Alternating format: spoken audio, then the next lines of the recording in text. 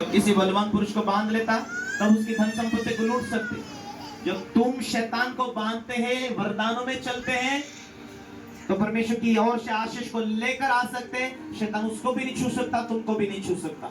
लेकिन जब शैतान तुम्हें बांध लेता है, तो प्रभु के साथ चलने में कामयाबी नहीं होते, जानने के बाद अनजाने होते, तब वो घटनाएं देता है। हालेलुया। 5 साल के विश्वास से क्या कर रहे भाई? अभी तक तुझे अन्य भाषाओं की प्रार्थना नहीं। क्या कर रहा तो अभी तक तुझे वरदानों से प्रार्थना नहीं। क्या कर रहे तुम? दर्शनों के द्वारा तुम चल नहीं रहे। 5 साल हो गया, 7 साल हो गया, 8 साल, कोई आशीष नहीं दिख रही। इसका मतलब है कि तुम परमेश्वर के साथ चलने में नाकामी हुए हो। तुम्हें आत्मिक गुरु तुम्हें सलाह देता है, चलो फास्टिंग करो, प्रार्थना करो, अपनी धन संपत्ति पर आशीष दो, घोषणाएं करो।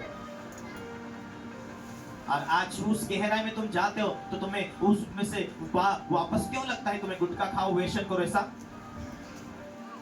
शैतान तुम्हें उकसा तो रहा है, लेकिन अच्छी चीजें लेकर जाने के लिए। शैतान तुम्हें पाप से दे रहा है, लेकिन जब जब तुम पापों में रहेंगे तब तक कोई भी तुम परमेश्वर के गहराई में तुम आगे बढ़ नहीं पाओ। Hallelujah, hallelujah.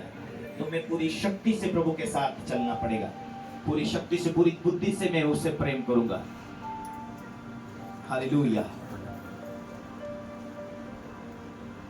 तो मसीह में उसके सामर्थ्य में बलवंत बनो। परमेश्वर ने जीवन पाया है, तुम मसीह में बलवंत नहीं बने हो। और पवित्र आत्मा पाने के लिए उपवास प्रार्थना में जारी रहना, जारी रहना, जारी रहना, जब तक तुम पूरी रीति से चंगे ना हो जाओ, छुटकारा ना हो जाओ। तुम्हें मालूम है कि अभी तक दुष्ट आत्मा तुम्हें छोड़कर नहीं गया इतना उपवास प्रार्थना करने के बाद। और जैसा आप उपवास प्रार्थना और वरदानों के साथ चलेंगे, वो जैसा छोड़कर जाएंगे, जितना दुष्ट आत्मा आपको सताया हो उसका कहीं गुना तुम्हारे घराने में अभिषेक उतरने वाला होता, तुमको मालूम होना चाहिए। आप वो खुद डरा हुआ है कि अभिषेक जान रहे, परमेश्वर की सामर्थ्य से उनके जीवन में भर रहे।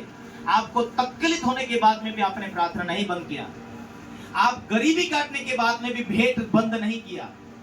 यहाँ एक बहन है, उनके घर में इतनी सुंदर बेटी थी, वो ही चले गई, लेकिन फिर भी उस बहन को पहले चंगाई नहीं मिलता था। वो वचन में बनी रही। जब भी काम पर जाती है, दोनों पति पत्नी काम करते लेकिन अपने भेंटों को अलग रखते। वो बहन पूरी रीति से छुटकारा पा लिया, वरदानों से भरकर चल रही। उसका पति कई बार कमजोर हो जाता, सीधा खींच के चर्च में लेकर आएगी, प्रार्थना के साथ बने रहेगी, चंगे होंगे। हालेलुया।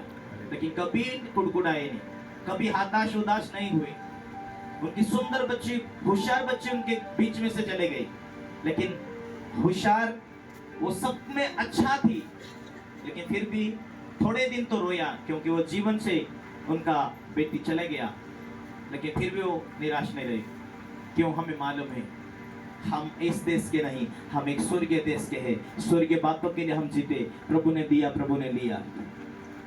हालेलुया। यदि तुम आत्मा में हो और परमेश्वर दर्शनों के द्वारा कोई बात कर रहा है तो नो प्रॉब्लम। यदि तुम आत्मा में मजबूत हो, शैतान जबरदस्ती चुरा रहा है तो उसको चुराने नहीं दे सकते।